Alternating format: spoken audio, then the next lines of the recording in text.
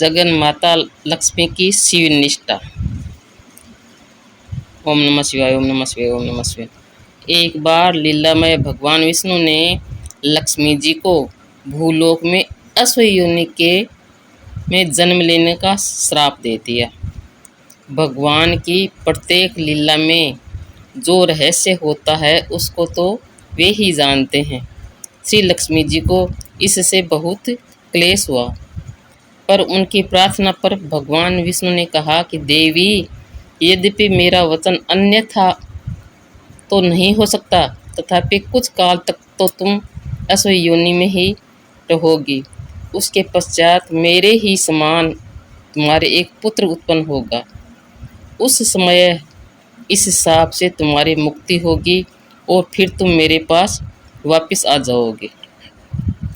भगवान के शाप से लक्ष्मी जी ने भूलोक में आकर अश्व योनि में जन्म लिया और वे कालिंदी तथा तमसा के संगम पर भगवान शंकर की आराधना करने लगी। वे भगवान सदाशिव त्रिलोचन का अनन्य मन से दिव्य 1000 वर्षों तक ध्यान करती रही। उनकी तपस्या से महादेवी जी बहुत प्रसन्न हुए और लक्ष्मी जी के सामने वृषभ पर आरूढ़ हो पार्वती समेत दर्शन देकर कहने लगे कि हे देवी, आप तो जगत की माता हैं और भगवान विष्णु की परम प्रिया है।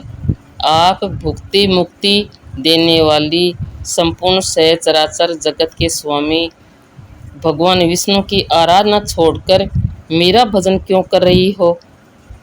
वेदों का कथन है कि स्त्रियों को सदा अपने पति की ही उपासना करनी चाहिए। उनके लिए पति के अतिरिक्त और कोई देवता ही नहीं है। पति कैसा भी हो, वह स्त्री का आराध्य देव ही होता है। भगवान नारायण तो पुरुषोत्तम है। ऐसे देवेश्वर पति की उपासना छोड़कर आप मेरी उपासना क्यों करती हो?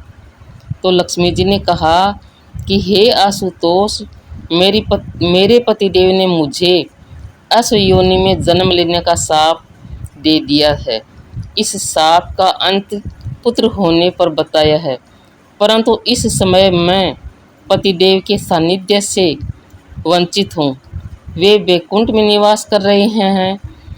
हे देव देव, आपकी उपासना मैंने इसलिए की है कि आप में और श्री हरि में किंचित मात्र भी भेदभाव नहीं है।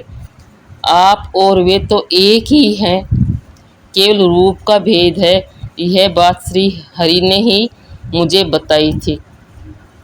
आपका और उनका एकत्व जानकर ही मैंने आपकी आराधना की है। हे भगवान, यदि आप मुझ पर प्रसन्न हैं तो मेरा यह दुख दूर कीजिए।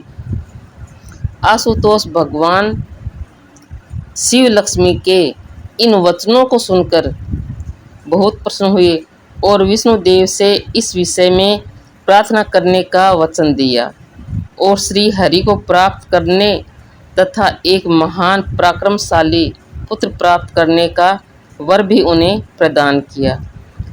उसके बाद पार्वती जी के साथ कैलाश पर्वत पर चले आए और उन्होंने बुद्धिमान चित्ररूप को दूत बनाकर वैकुंठ भेजा। चित्ररूप से भगवान शिव का संदेश पाकर तथा देवी लक्ष्मी की स्थिति जानकर भगवान विष्णु अश्व का रूप धारण करके लक्ष्मी के पास गए और कालांतर में देवी लक्ष्मी को एक वीर नाम का पुत्र उत्पन्न हुआ। उसी से हेयई वंश की उत्पत्ति हुई। अनंतर लक्ष्मी जी के शाप की निवृत्ति हो गई और वे दिव्य शरीर धारण करके भगवान के साथ वैकुंठ पधार गई। उनकी शिव साधना सफल हो गई। ओम नमः शिवाय।